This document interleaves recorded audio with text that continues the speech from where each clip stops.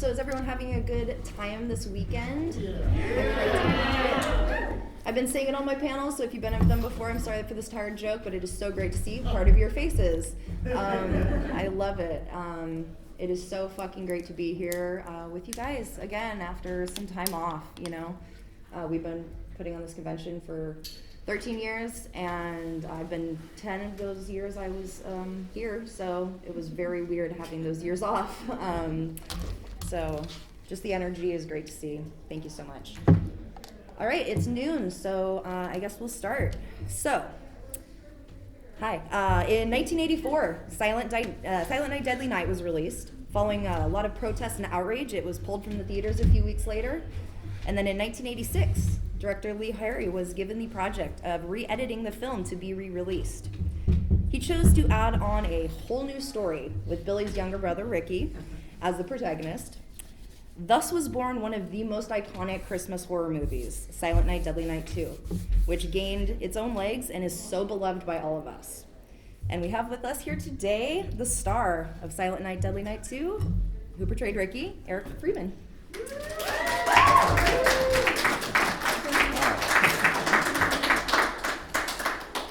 Thank you so much for being here with us today. And are you enjoying the convention so far? Yeah, no, everyone's real kind.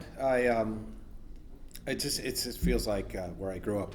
I spent a lot of years in Minnesota, and people are normal there. I mean, you know, this con isn't necessarily normal, but the people are generally normal and decent, and so it's a good one. I like it. It's this variant thing kind of set things back, but we're doing good. Yeah. Great. It's yeah. a good con. Thank you so much. So I just have a couple questions. Feel free to, go on your tangents, and I'm sure you have fun stories. So my first question is, how did you actually just get into acting? I kind of got in on the wrong way, meaning I came out from Minnesota. I was born in California, but I came out when I was 18, and I left kind of a pot smoking, pizza eating kind of life, but I worked out a little bit when I was younger at 14 or so for about a year. But when I came out, I started working out, and in Manhattan Beach. That's where I live, Manhattan Beach, California. And I found this drama log. It was like a paper. I don't know, sometimes 10 pages, 15-page paper. It's $1.50. Drama log was for non-union actors, and I used to look through that. It came out once a week, and I'd look through it, but there was usually a lot of advertisements for headshots and where to go for this or that, or services for an actor. But in there would be non-union gigs, or really, casting for, and that's how the Silent Night, Deadly Night came about. Is there was casting for an unknown horror film, but in the earlier days, just before I found that ad, I would see these things and hear extra work for $35 and a day, and that's what it was. So I ended up doing a lot of extra work, and on shows that perhaps some people know here, maybe not, but Cagney, Lacey, and Moonlighting, and a lot of movies of the week, and just a lot of movies in general. Extra work, and it would vary in what you would get, but it'd be $35 a day or $40. Hey, and but I would meet a lot of actors, but I would also be on the sets of like 20th Century Fox, and I'd be seeing Bruce Willis and Sybil Shepherd go at it, not just in their scenes, but they'd go at it, and a lot of actors from way back, Faye Dunaway and Louis Jourdan, these famous actors that were as big could be in the day, and I'd be around them all day as playing a cop or something, but I'd watch how they'd set this up, the scenes and the camera and all this, and when all the other extras are kind of in misery in like a green room waiting to be used for some background, I'd be on the set just watching this stuff, because I mean, to me, I was watching Sybil Shepherd do something, and she'd be, exactly holding a pencil a certain way, and then they'd break for lunch, and she'd get right back, and she'd be ready to go for that scene right after lunch, perfectly like a pro. And I'd say, okay, this is how it's done. And And then the drama log came by that ad for an untitled horror film in Burbank.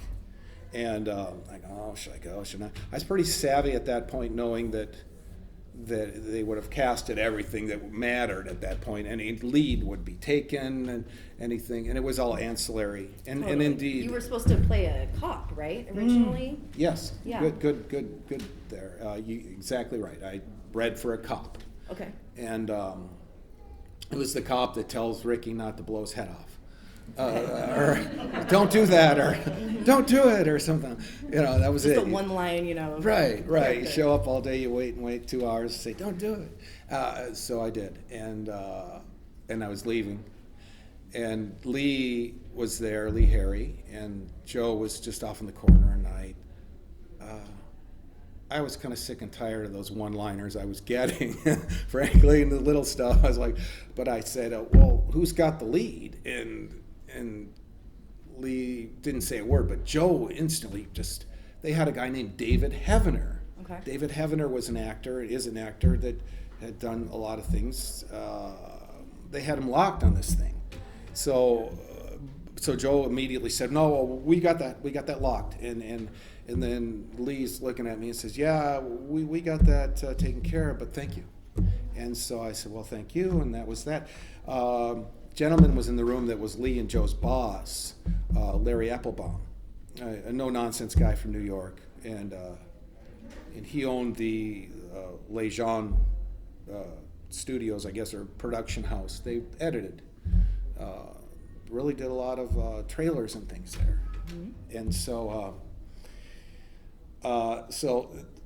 Larry saw me, I guess, and he overrode Lee and Joe. I found out later. I didn't, because they were really locked on David because he was doing some, as Joe kept telling me during the movie of filming that, well, he was doing some real crazy things in the audition, Eric. He was just really good, and he was really good. And so that seemed to bother me while filming, of course. So, but he called me like 2 days later, Lee did, after that audition, and said, well, we've got something that we'd like to look, we were looking at you for another role. And so I said, oh, no, not the cop, something else, all right. So I went back up Burbank, right by Warner Brothers. It was kind of cool, drive by Warner Brothers and go to this little shop, and read for the Bloom stuff in the beginning of the movie.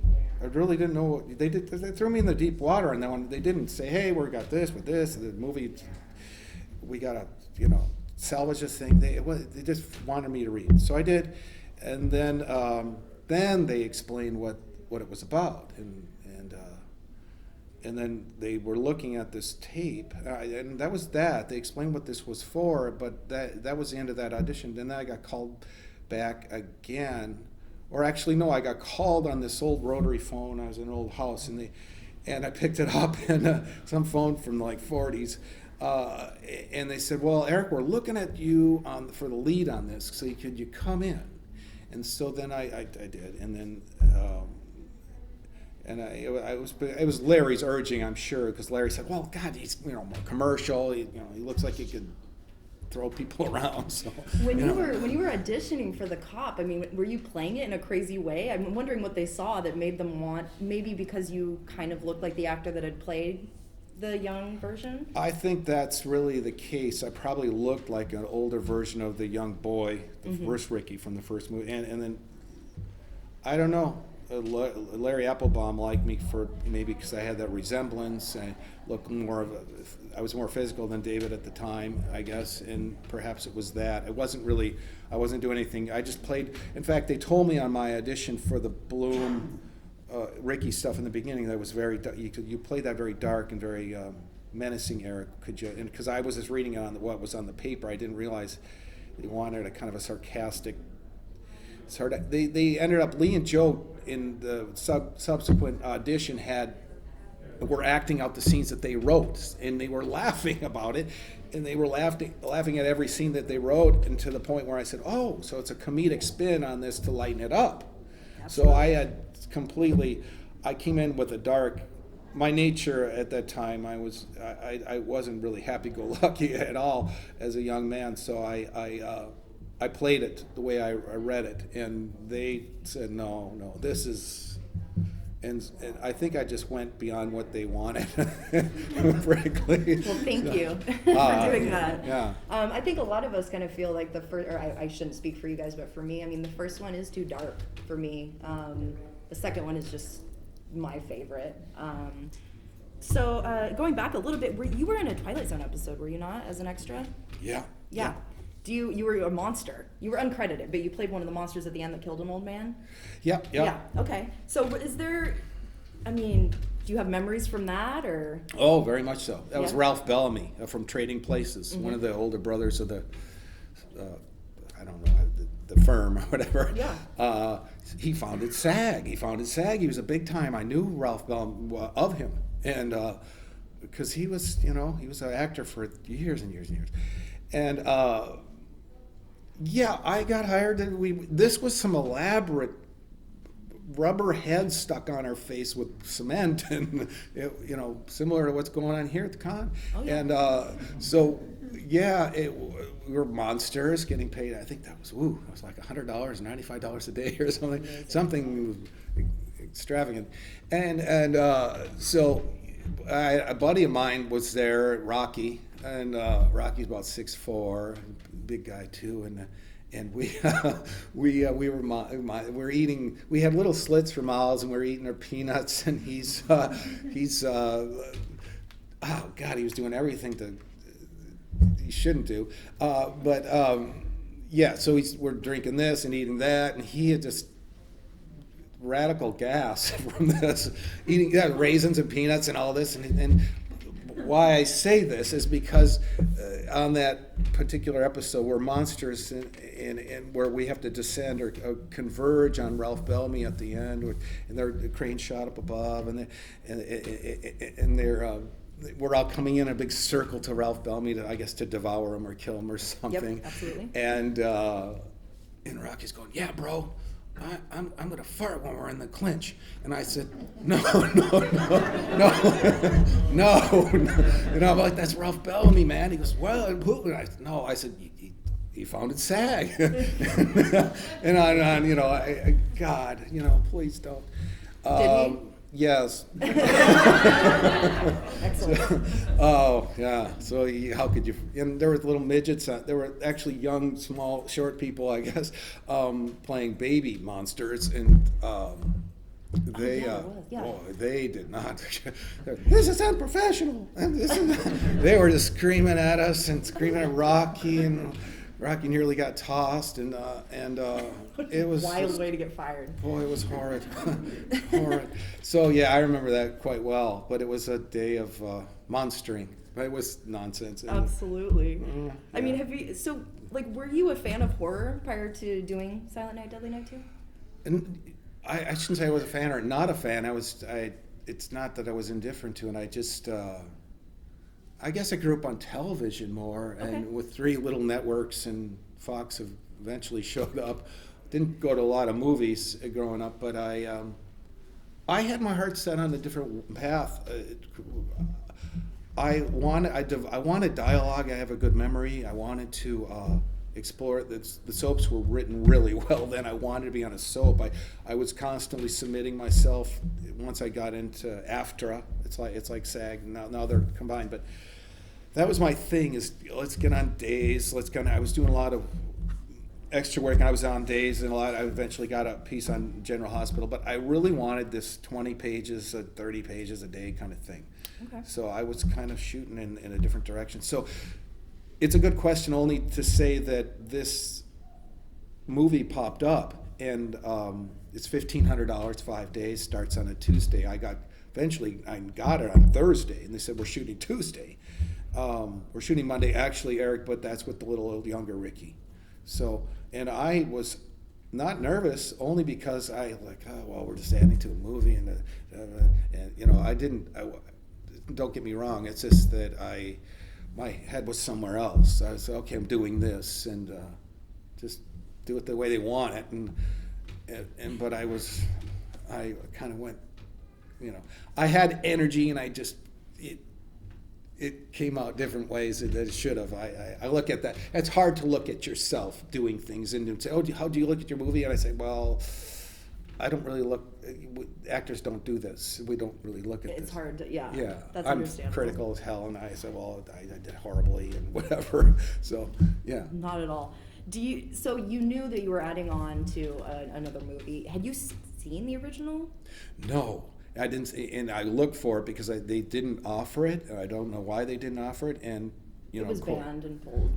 Yeah. couldn't get it. Totally. Couldn't find it. Have you seen it now? Yeah, and it Okay. wasn't that long ago. And Oh, really? And yeah, no, I guess I finally looked at it about 6 years ago. Okay. Yes. What did you think? I thought Robert Brian Wilson did a fantastic job. Yep. And he really did, and it is dark. And for the day, I could see the outrage, in a way. But that's what, it's all fortuitous for me. I mean, so. Absolutely. Yeah. So, originally, Ricky was actually just supposed to be added for, 2 scenes, right? And then they later just kept adding on and adding on. By the time that you were auditioning, was it fully actualized at that time? Well, as far as I knew, in the sense that when someone, hey, Eric, what was the script like? And I said, well, there wasn't really a script. It was out of context sections. I would, this section, and so on. But from what I had heard the same thing, that they kept excising the bad from the original, leaving more room to fill. Mm-hmm. So it was like, okay, we got to keep expanding on this. We got to keep adding on this. And I know that Lee and Joe had both been reading a particular book, and it's going to come to my mind, but they had the character in mind of what they wanted. Famous author, horror author. They were reading the same book at the same time, and they wanted to, they were looking for this type of character. It'll come to me. But anyhow, I don't know why I got it over the other guy, other than I thought I was brazen by asking, but I just was sick and tired of, do you want fries with that, sir? So I was just, I got it. Larry, I think, was the guy that stepped in and did this for me. So I think it was a really good choice that you you did. So, the dialogue was all pre-written, or was there any improvised lines that you recall? Really not.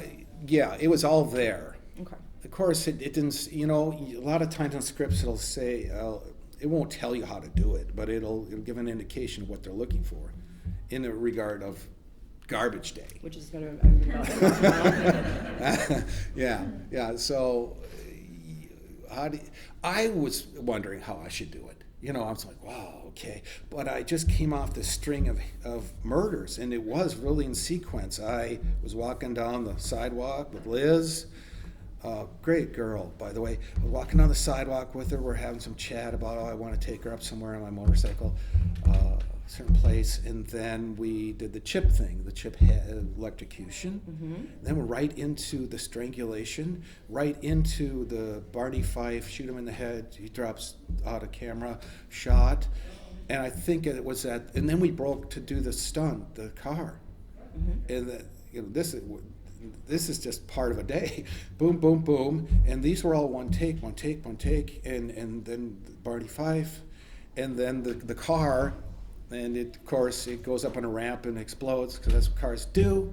And then we went right into garbage day.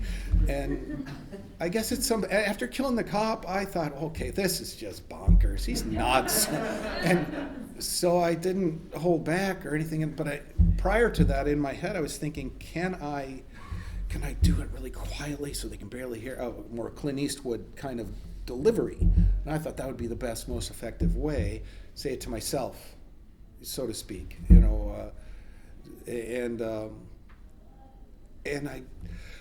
I can't say what happened there. I can't. It's like I was another person. I was another person strangling Liz. If anybody looks at that scene again and sees me in this, I'm gone. You become him in this film so well. Absolutely, yeah, you did become a different person. Yeah, no, there was something that I looked at that, God, his eyes are crossed, he's out of his mind, he's gone. And you're just such a nice guy, It's like, I don't know what happened at that point. And then the cop, and Kenny McCabe was the actor, Kenny, and he just had this perfect. He did the perfect thing. He just dies and drops, and I thought, oh boy, this is okay. And let it go.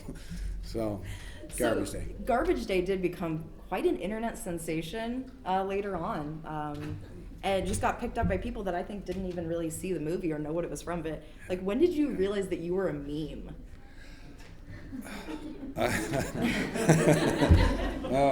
I'm late to the party, really. And as I said, I looked at the original movie about 6 years ago, and my brother unexpectedly died back in Minnesota, and I had a car back there. I had a convertible back there. He was holding on for me, and I went back to the memorial, and then a friend of mine that I grew up with said, "Hey, Eric, there's this website, Finding Freeman, and they're looking for you. They're looking for you." And I didn't listen to him. It was dead of winter, and but when I came out in the spring for my car, it was the same scenario. My friend Med James said, "Eric," because I brought my car over to his house. I'm kind of putting it together, and he says, "You got to look at this. John's right on the site. It's down in the basement. You got to look at this, look at this, look at this." So I did, I guess 6 years ago.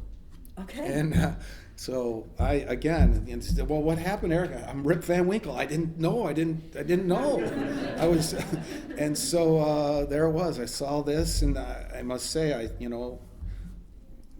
I'm a kind of, we're all sensitive people, but I was sensitive. I started gravitating towards the negative. Like, well, they were saying some bad thing, like, "Oh God, he's so awful." So I was looking over here, and I wasn't looking really over on the large body of like, God, where is this guy? We all want to know where he is. Absolutely. I hear he's a priest in Kansas. He's a gigolo in Thailand. He's, so. So I know it's not a super happy story, but where were you? Well, I had to bow out of the business in about '92. I got I had health issues. I had a bad infection in my kidneys. It just took me down. I was in dialysis, and it was a big mess. But I kept telling everyone it's an infection. But it kind of blew me out. And where you want to get back to doing what you want to do, I started making some headway in the business. I did a number of things before I couldn't. So it was just a situation where it's kind of like something you want to do or like to do or love to do, you can't do. So. But I disappeared, and I didn't really pay attention to any of it. I went to other, made money setting ceramic tile or blue collar stuff. I became a clinical nutritionist in '92, and then that's when I really learned about how my body and how things work, and so I'm much more educated in that now. And so I've kind of been on a quest to get myself back. In sense, so absolutely. Yeah. Were you the Garbage Day thing? I know everyone wanted to hear about that. It was recreated so many times. You're on my friend's shirt, right here. Yeah, I got that one too. Yeah. I thought it would be funny to just bring an actual garbage can and be like, "Will you sign this?" Just a giant one, It's wild. So what is your favorite line from the movie? Is it that? No, that is probably my least favorite because it's just beyond. It's so over. It's so. I love it. The fact people love it, but I guess I'm looking at it like it's me up there. So it's different. I would have to really kind of struggle to come up with my favorite line from that. I know my favorite scene is the umbrella scene. That was my next question. Is that your favorite kill? No, that's it. Frank Novak. And I used to go to a lot of auditions, and Frank would be there as my older brother, or my uncle, or my father, and big Frank. And I had so many auditions with that man. There's tons, because that's what you do back then. You had 60,000 of me going out for work on 3 different networks, so there was just tons of competition. And but I'd always see Frank. "Hey, Frank," So good man, big strong bull of a guy, and I just liked that. It was a night shoot, and I like to work out. I brought my bench and some dumbbells. I was doing stuff before, and then there was this thing. Oh well, he's always bringing weights everywhere he goes, and every day he's working. I was like, no, it was just that particular night, and because I hadn't worked out, and it's like, geez, well, I'm going to be sitting around, as we all know how that is. night shoot especially. So, but that I liked it, and the way they rigged up the water was just a pipe with holes in it, and put a little pressure on it. And I never noticed until I read about it. I had to rewatch, but you can see that it starts in one area and then it just keeps going. I was like, I never even noticed that, so that wasn't even a big deal. Was that, would you say that was maybe the most fun scene for you to film, or did you have some fun scenes that you remember? Well, I like that one. And of course, I wasn't privy to what they were doing with the chip. College boy, the electrocution thing. I didn't know what they were. It basically was like, okay, Eric, we're over here, and this is what we're doing. And I said, battery cables. Oh yeah. So it's all kind of, that was cool. That whole thing, and I liked ripping the antenna off the car and Liz, and that was fun.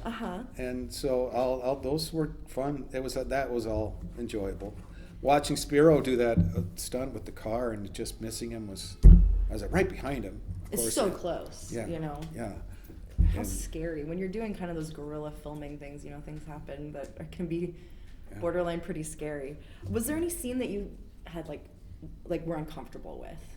Or there was some, Oh yeah, very much so, because I had just met Liz, and the uncomfortable. Well, like, you know what you're going to be up for when you're reading that you're going to be doing some love scenes or something, and I didn't know it was going to be tasteful or tame or whatever it ended up being, but you're going to be naked in front of a pile of people, or they're about naked or whatever.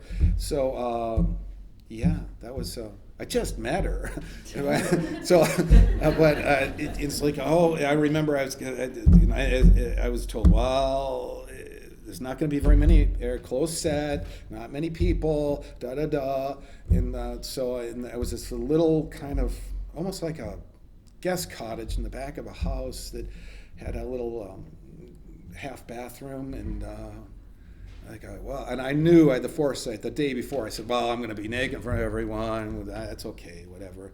But I did bring some vodka, and I did pound back a good bit of it before I just walked out of the bathroom. But and I thought, well, I could be in shorts and whatever, but I know that this is going to be, and I just came out naked, and just to get it done with. And so that's what it's like, all right. And then Harvey Jenkins was the DP, and he was an older guy, and he had probably done 1 million movies at that point. He said something like, hey, the kid's not half bad, or something.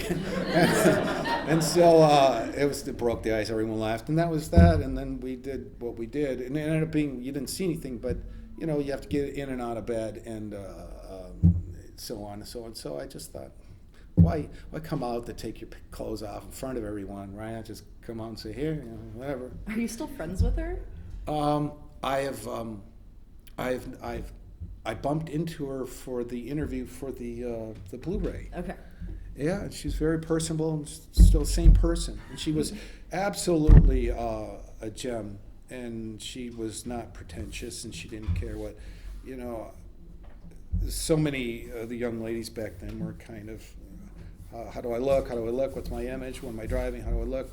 And she got in some $50 car, and she just had a T-shirt on and dirty jeans, and I even said, Liz, I had been told she was a movie star, and I didn't know that was her first thing, but I was told, someone said, well, she's Eric, she's a pro, she's a movie star, or somebody said something, so I had this impression that,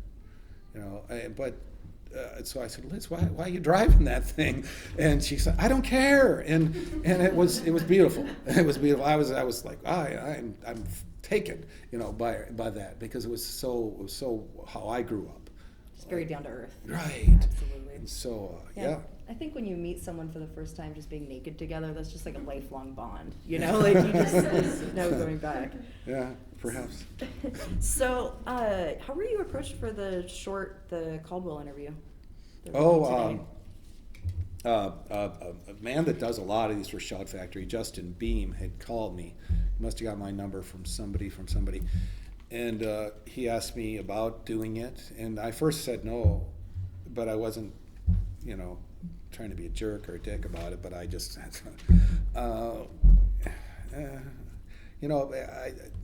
what can be said? I didn't know. And then he explained who he said, Eric, I'm not here to bash you, you know, and so on and so on. And then I said, well, let me think on this. And my idea was, look, I can be self-deprecating on this character because it's the best thing I can do. I'm a hard critic on myself for anything I do. So I said, well, okay, look, I'll do it if we do this. And so it was this Ricky Today thing where I wanted to pretend I was the real Caldwell in prison. Very meta. Yeah, and I thought it worked. But I had all these visions. Okay, I'm going to have time. We'll do the interview. I'll be able to be in a room. I'll be able to recreate Caldwell in a way I want to create Caldwell, and give them what they want, kind of thing. But I ended up being stuffed into like a tiny little closet that had tile on the back wall, and I mean it was tiny, couldn't really move, and literally they said, well, we got 20 minutes, and because then Liz was coming in, it was all scheduled for Daryl and Liz and whoever else they were interviewing, so it was like 20 minutes, and I thought we'd have this back and forth. You and the dialogue as the psychiatrist, and I love those because I can feed off your last line to know what I'm going to say, which is always beneficial. And instead it was like, oh well, I'm off camera and it's all on you, and let's go. And so I fits and starts or whatever, just a couple of bad takes. I said, well, let's at least run it. I said, turn off the camera, let's run this thing. And so, but we did, and but I wrote it, thought it up, and we did it, and I tried. I did what I thought would be right for that, and it seems to work. Yeah. So doing like writing is another thing that you have started being Well, interested in? yeah, no, thank you. You're very kind. Look, when I was at that memorial for my brother, and then when I came back and got my car, and I saw all this negative on the net, finding Freeman was cool, and then Patrick Coffey and all these founders of these people kind of keeping me alive, and thank you for that. I left in this car, Mustang, an old one, 65, a convertible, and no radio in it, and I got to drive 2,000 miles, and I was kind of like in my head going, you weren't there. A lot of people were casting negative on me on that, or what I did, or my characterization of this Caldwell. I kept thinking, I'll show you. I'll bring Caldwell back. I'll bring him back. So I wrote Unhinged, and it's a good script, and it's a lot of kills as Caldwell comes back, because he ends up in another hospital again. And so the beginning is to the hospital again, but it's short. I didn't want to dwell, and I know people wouldn't take that. And I wanted him to get, established that he's normal. And then I can say very briefly that he's in a minimum risk psychiatric hospital, and he's relatively normal. And the doctor Langford wants to get him released, and so he says, I've submitted you for release. And he said, well, Doc, we've tried this a year ago, it didn't work. He said, well, there's a new panel member and she's more receptive to rehabilitation.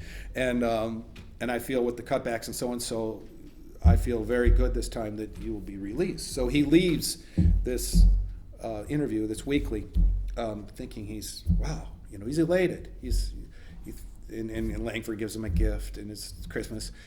And but they did hire, in the time I'm in the interview, they hired a Santa to dispense gifts for the low risk inmates. Yeah. But the doctor's saying, well, the Santa's here today. We talked about this. And he says, yeah, I think it's great.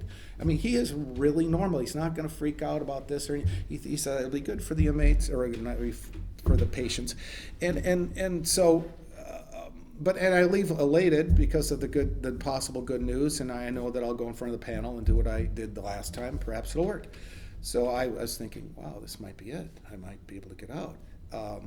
There's a veterinarian that comes every week over Pet Day, and I'm smitten with her. Her name's Catherine, but I'm thinking, and then Langford brings that up. He says, well, Catherine will hire you at the at her shop, and so you'll have a job, but you'll have to check in and all this. And so I'm thinking, great, but I leave the meeting. This is the beginning of the movie, but where it goes is that I go back to my room, and there's the Rent-A-Santa's dead in my room with his throat slit and a pool of blood. So the thing is what do? I'm going to be pinned on this. I'm gone. I'm not going anywhere.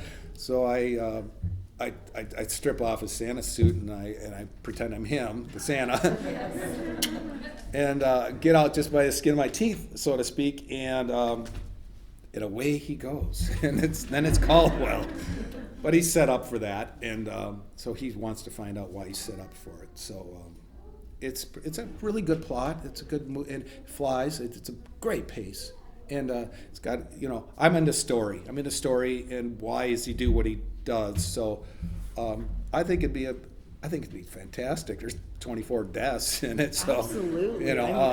But I shouldn't have said others say it's a pipe dream in my head of me never materialize. It's a rights issue. But the people that do have the rights right now are not the original. It's not the rights owner. He had to kind of give them up for there's a reboot of Silent Night coming. I was about to ask, how do you feel about that? I'm hoping, is like everyone else in this room or everyone else that's a fan of that, is hoping that it's going to be the best one yet, clearly, because there was kind of a united yawn when they heard so what, I don't mean that way, and that I don't like the first one. It's just that it's almost been done to death. Can it be done so well? And I know that these people want to give it their best and to have it exciting and the best one yet. So to me, great. I hope it goes big. I hope they hire Robert and put him in it, and of course he'd be fool not to, and he's a talent and everyone knows him. So I hope it goes over big, and I hope it's everything they want it to be. I really wanted to try to say, hey, Caldwell's an established character. I'm known worldwide in a way, and I think it's that David Lee Roth principle that when he's asked, why are you redoing hits from the 60s, why are you redoing hits from the 70s? And he said, they were a hit once, well, they have a 50% chance of being a hit again. So, and I look at, Caldwell's not starting at the 0-yard line, he's at the 50-yard line, and who wouldn't pay $1.99 to see this guy come back? So I think, with a low-budget movie, way low budget, they're talking millions on this reboot, but I'm talking low budget for what I want to do. I'm not a name. I'm not going to take money. I'm no salary guy, and so and there's no big money shots, as explosions and stuff in my scripts. So it's death by my own hand kind of thing. So the kind we like. And so, I think it could go over big for very little money. And so, to me, I keep pushing and letting these guys that are producing this one know, hey, look, I'm waiting here. Please let me shop my, let me state my case. And we want it so bad. Yeah, I want it. Yeah. Oh my goodness. Have you seen the rest of the franchise or just the first two? I got to be honest. No, it's like, you don't want to see three. Don't worry about it. Met Bill Moseley, so and we had our no, I'm worse. No, I'm worse. No, I wanted Bill and what I wrote, and I want Robert in what I wrote. Absolutely, so Bill's such a nice guy. I've met him 4 times probably. Yeah. He's a sweetheart, yeah. And I'm sure he would be more than happy to. Yeah. Maybe he can redeem himself a little, No, bring to get together the has-beens, Oh, I love that. Yeah. So Robert Brian Wilson, he played your cinematic brother. Do you actually met on the set of another Christmas movie? We did. Explain that. Well, David Dakota, many know him. He's 150 films he's directed at least, and a boatload of television. He spends a lot of time up in Canada and just elsewhere out of the United States, but he was putting together a Christmas movie. Mm-hmm. Yeah. And in and out of my head, who's the lead on that? Nice lady. So he had some stars, and then he wanted Robert to deliver some dialogue there in the movie to the lead, and And then he said, well, Eric, I want you on this. It's a small piece. He goes, very small. It's line or something. And I said, well, David, I felt like saying, don't get me wrong, gang. What I'm going to say is, it's not arrogant. I said, David, why don't you just call me when you have something that, something that might be substantial. I can, he said, no, you'll be in and out, half an hour. Line, Eric, do me this favor. Then I said yes, of course, because he did me a favor, and 2 or 3. I was in 3 things of his. So I said, all right, because I just thought, God, you want me? I can do it. So I don't know. There are no small roles, right? Absolutely. So yeah. I showed up at the set, and I'm talking all day to this guy, this cool guy. I didn't know him from Adam. He's a handsome, cool guy. I'm talking to him all day. We're, relatively same age, and we think the same way. And we're talking about everything and nothing about the business. And then David's right-hand man, I think it was an AD, comes walking by. He's got a headset on. He's got all this gear, and he's, got a phone in his hand. He stops. He goes, hey, are you both the stars of the Silent Night, Deadly Night franchise? And, and I was like, I look at Robert, who I didn't know. I said, yeah, I guess we are. And he walks by, and then we kind of stare at each other, and I said, well, fuck, I didn't know. But he did know who, I guess, but he didn't care. And so I was like, nah, I don't care. And but no, then the guy, same ID, walked by again. He says, I don't know what it is about Christmas, but all I want to see is death and mayhem. And he kept walking by, and we kind of laughed about it. But yeah, thanks for bringing that up, because I think it's just a great story. Yeah. Do you guys still keep in touch? I mean, are you going each other's Christmas card lists? No. I was helping him. I was sending him some product from various companies I'm with, the health issues, and so I keep in touch with him that way. We when we've done cons together, his wife and Robert drove me to my house, and I said, no, I'm taking a cab. He said, no, we're driving you. So they're absolutely the salt of the earth, these two. Just great people. So I guess I don't know too much about this, but there's an anthology titled Seasons that you're credited in with another one of our guests, Felissa Rose. So it was supposed to be released Halloween of this year, and I'd read that it was pretty much like in a financial dispute. Yeah. So had you actually filmed anything for that, or can you speak on that at all? Well, sure, I can speak on it. It was a 5-part horror anthology, and mine was. I get called one day. I'm headed to go see a doctor, chiropractor friend of mine, and he says, well, Eric, so I'm Tim Milliken, and I've got this thing, and he kind of briefly tells me about it, and where I get bit by an unknown mutant animal and turn into a mutant myself, like a werewolfy kind of creature. And I said, well, that's kind of interesting. It's better than being asked to take out the garbage, because I get, and I was turning it down, but I said, I've done the garbage, okay, so you can't. I've done the garbage. I think we can say so. Anyhow, So I said yeah, and then we were COVID. A year goes by, a year and a half goes by. I said, okay, we're doing this, and then it turned out to where they wanted to shoot on the East Coast didn't work for them, and financially they had to come out here, up into the mountains, or I should say up into California, and they just ran out of money. What they did though is they shot enough to make a great trailer, and I know that Lisa Wilcox, they shot her piece. And it's funny because I first had to go see a guy named Cleve Hall. He's a special effects makeup artist, and I knew Cleve from the back in the day when I was just a pup, when I was 20, and I knew his brother, who was a director, who directed me in something called Ghost Rider, or I had a piece in that dialogue went south, and they dubbed me in, and I was like, oh Lord. And I had this thing going with David all the time. And says the sound went bad, and they dubbed me in. I said, I've got, you know. And then that husband for Christmas, they dubbed me in. I said, I'm like the trifecta of losers with this guy in work. But anyhow, getting back to that seasons.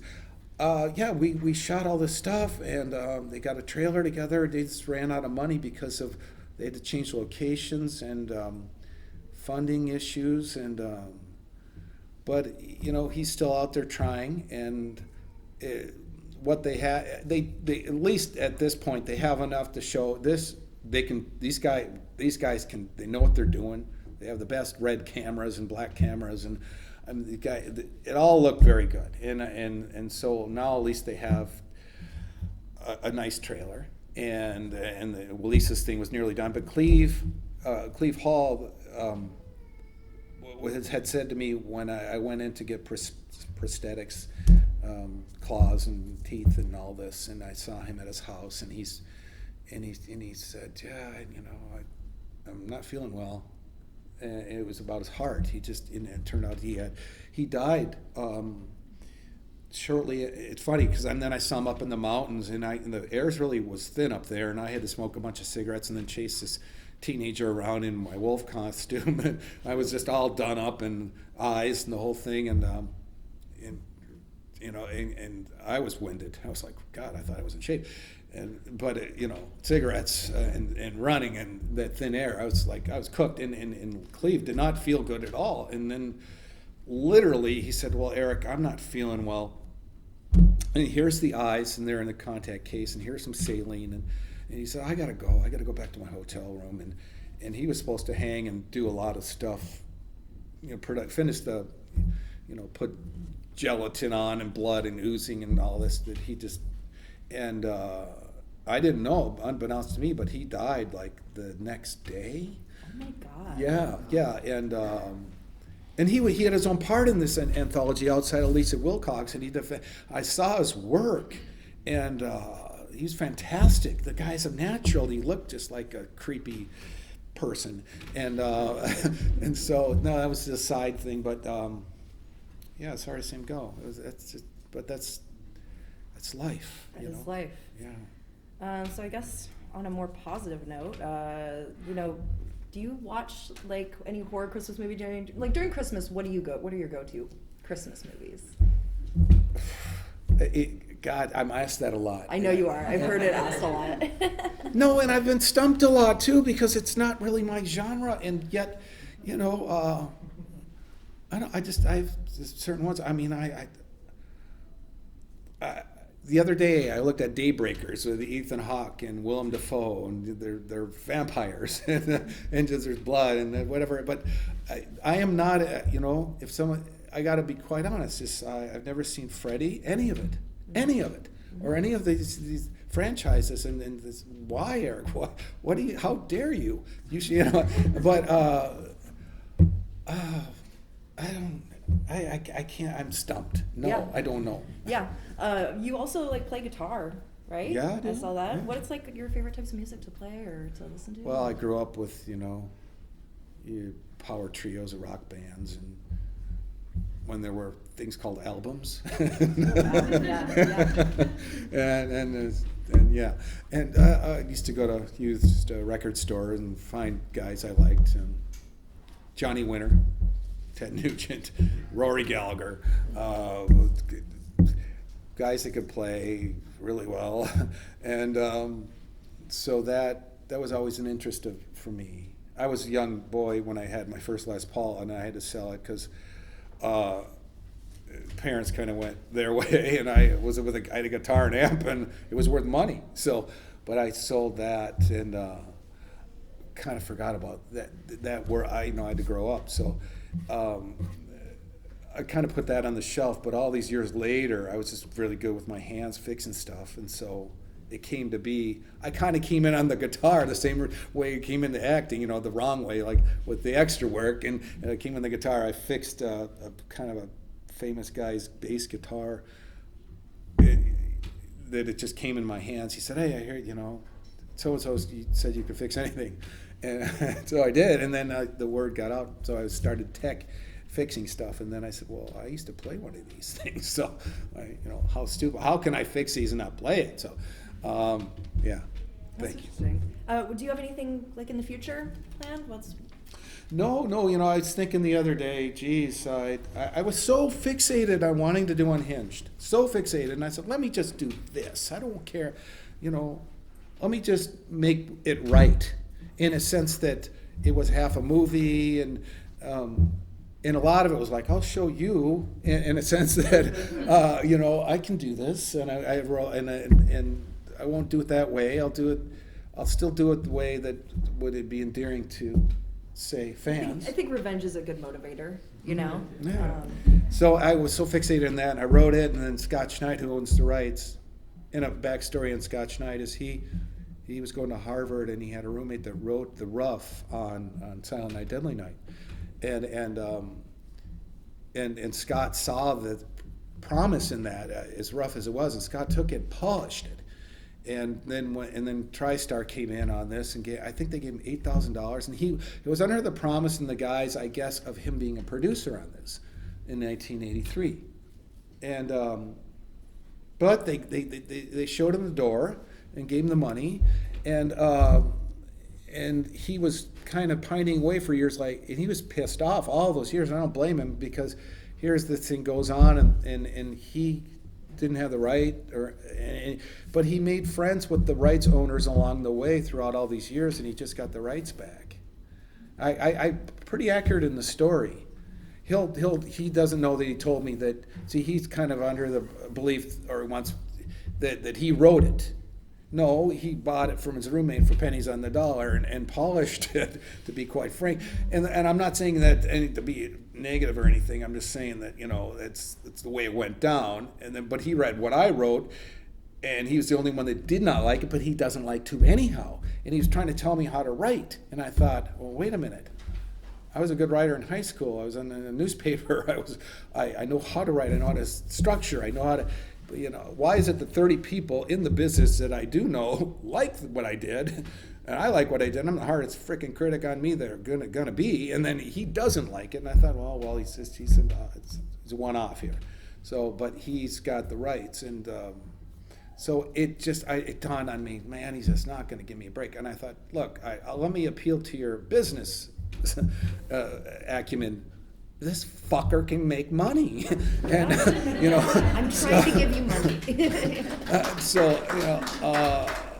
Thank you. No, but that's the way God, with all the way we can stream and we can get things into people's pockets in their phone or on their TV, and why couldn't it make money? So I was so in, let's get this. And he told me, he said, Eric, you should have never written anything without getting the rights, and that was our last conversation. So. I was like, oh Lord, but when it's over somewhere else now, and they've got control for a certain period of time for the rights or anything that comes from that. So I thought, okay, I'll go deal with another group. Is what my thought. It's like I won't give up, but if people want me. In a couple of years, and then they want me. But I'm thinking, Eric, would they want you by the time your hair is completely gray and you're in a cane, or no. But damn, that was an obsession in a way.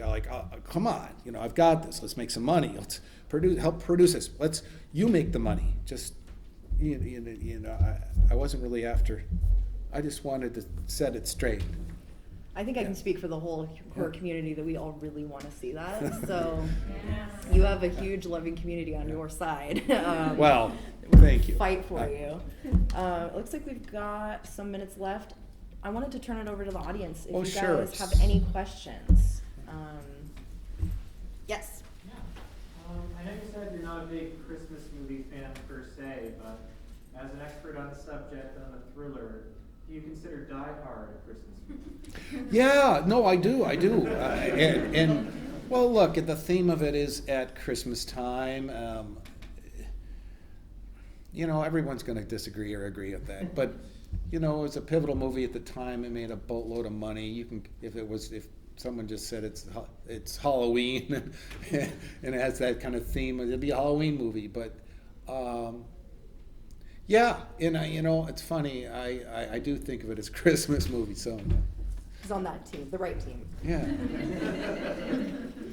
I like that. Does anyone else have any other questions? Yep. So the first movie created a lot of controversy at the time, and did you have any blowback at when you were making the second film, like after it was released? Was there like, did it hurt your career? Was this kind of one of the things that like, did it help you at all, or was it like, or did fans like it because they're like, oh well, it's kind of like the first movie all over again? What was the reaction at the time? The last part, your last part of your question is more would be in the present, in the sense that no, I should really, to answer that, people thought it was a rip-off of the original, and then, what's this, and how dare you bastardize such a piece of art, and so on. And then Scott Schneid's like, you know, this is my Picasso, and you guys ruined my Picasso too. And so that's he's got his thing with too. But the general sense now, as we can look at it, I think it's more accepted now. Did it help or hurt? Well, almost immediately, David Dakota saw that me at Grauman's Chinese, when it used to be called Grauman's Chinese up in Hollywood. He saw me in the theater, and he set the wheels forth to hire me, you know, without even having to read for a movie. So that was nice. So no, it didn't hurt at all. I went and saw myself in Culver City. I didn't know that it played up there in Hollywood, but I saw it in some dumpy theater in Culver City, and it was a more urban setting, and they were kind of yelling at the screen a lot. Don't go in there! What are you, an idiot? You know, that kind of stuff. So yeah, no, it's all good. But and just another thing that people do ask is, did I think it was going to help me when I got it, or when I was doing it, or did I have stars in my eyes, or some grandiose idea that I could, you know, go somewhere? And the answer is no, because back then we just kind of wanted to get tape on ourselves and get something to say we did it. And in fact, I left that theater that night watching my own movie, and I stole the poster off the wall. So, you know, that's all I could do. I said, well, you know, once it's going to die an evil death, it'll disappear. It's the 80s. They're churning these things. And here you are now with me. Yeah. Thank you so much. Yes. It's been an honor. Thank you, guys. You're super good. Yeah, no, you're good. Yeah, you did great.